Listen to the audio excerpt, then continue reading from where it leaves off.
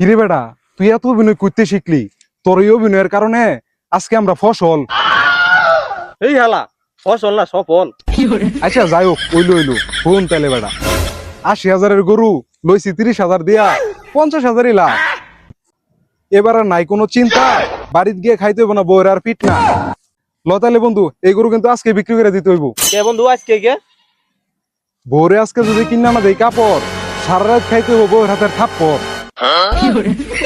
তা ঠিক আছে দোস্ত, কাপড় কিনে না দিলে আমার বই পাইব কষ্ট। বইয়ের মায়ের চুড়ে জম হয়ে যাবো আমার শরীরে বুঝতো। তাইলে আমি বাড়ি যাই, তুই যা একটা টাকাওয়ালা মামুরে লইয়া, দুইজনে মিললা মাইরা দেই মামুর পকেটে গুয়া।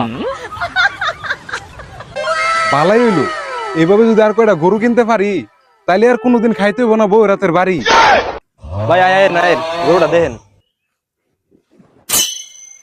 গরু তো ভালোই দেখতেছি, দাম বেন কত কয় সেটা নিয়ে টেনশনে আছে। পাইকারির থেকে তো গরু কিনলে লস। আরে ভাইজান, আমারে দেখে কি আপনার গরুর পাইয়ার মনে হয়? হ, আরে না ভাইজান, আমি পাইয়ার না, 2 বছর কষ্ট করে গরুটা ফালতাছি, এখন বেচতে বিরাট কষ্ট হইতাছে।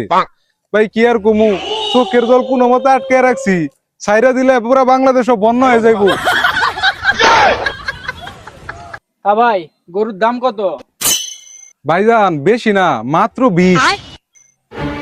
খালার প্রতি কি জানতে টানতে খাইছে নাকি? এই গরুর দাম মাত্র 20,000।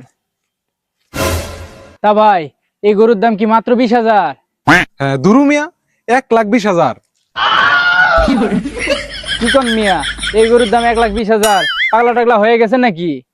হ্যাঁ আইনের যে কথা, পাগলা হয়ে গেলে তো মাগ নাই দিয়া লাইতাম, তাহলে কি আর দাম চাইতাম?